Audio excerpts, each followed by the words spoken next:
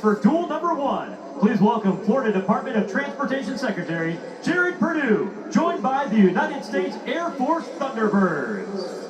Drivers, start your engines!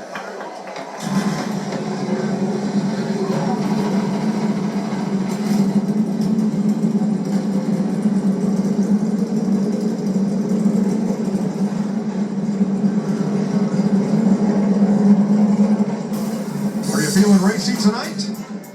All right, let's find out how they'll line up for Sunday's Daytona 500 on Fox. Glad to have you with us tonight on FS1. You got a fast hot rod underneath you. I think as you look at everything tonight, there's a lot of risk with being in this race and taking a chance on the front row. But there's also some points up for grab if you win this race. What's the plan? Yeah, great question.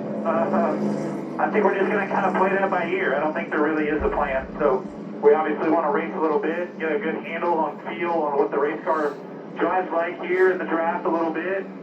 You know, if it gets a little too crazy and they get 3 wide and we're in the middle of something, you know, we got to try to get out of there and preserve the race car to be able to start up front right here when we come to the race on Sunday. All right, Kyle. Oh, Kevin and I are in kind of a unique position up here because we've driven for that guy, Richard Childress, before. What did he tell you to do? He sometimes gets a little nervous in these situations.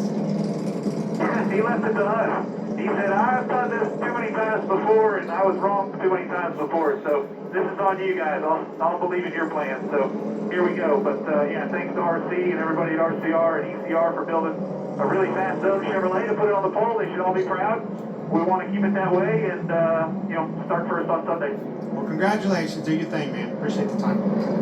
Thank you. All right, let's take a look at tonight's America 250 Florida Duel 1 starting grid. You met Kyle Busch from Las Vegas, who has his first Daytona 500 pole, and alongside last week's Clash winner from Connecticut, Ryan Preece. Chevy Ford front row. Corey Heim, rookie, timed in on speed last night in his Toyota. And there's Alex Bowman, the only Hendrick Chevrolet that'll be in this first duel race. Here's Jamie Little. Well, Mike Corey Heim is 23 years old, won 12 truck races last year, won the championship, and as you mentioned, locked himself into his first Daytona 500 last night. So what is his game plan here? He just told me before he got in the car, he said, I'm going for it. I want to know what it feels like to go for the win because I want to be in that situation on Sunday. He also said this is all about learning. Carolina, as is Corey LaJoie. That number 99 needs to race its way into the Daytona 500. He did so last year in Chevrolets.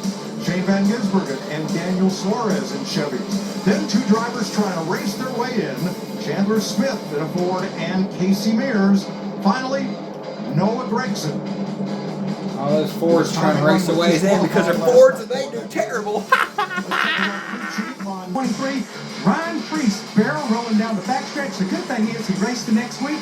This was a high-speed racetrack at Michigan back in 2024, a very similar wreck with Corey LaJoie. Now let's go to our Toyota Camry cutaway car and look at some of the safety features that NASCAR continues to add to keep these cars on the ground. It starts with the roof flaps. When the car spins, the air pressure changes, the roof flaps deploy. The right side roof flap with that green cable, it releases the rear diffuser flap underneath the rear of the car.